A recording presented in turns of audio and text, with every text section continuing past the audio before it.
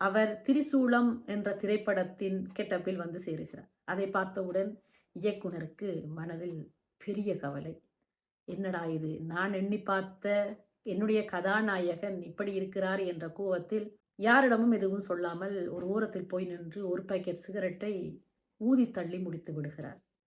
என்ன செய்வதென்று தெரியாமல் எல்லோரும் இருக்க பேக்கப் என்று கூறிவிடுகிறார் இயக்குனர். இயக்குனர் கூறினால் மறுவார்த்தை இல்லை.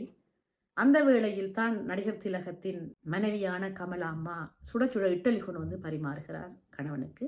திரிசூலம் கெட்டப்பில் இருந்தவர் தன்னுடைய மேக்கப் எல்லாத்தையும் கலைத்துவிட்டு சாதாரண ஆடையில் ஒரு சாதாரண மனிதனாக உட்கார்ந்து உணவருந்தி கொண்டிருக்கும் பொழுது பாரதி ராஜா பார்க்கிறார்.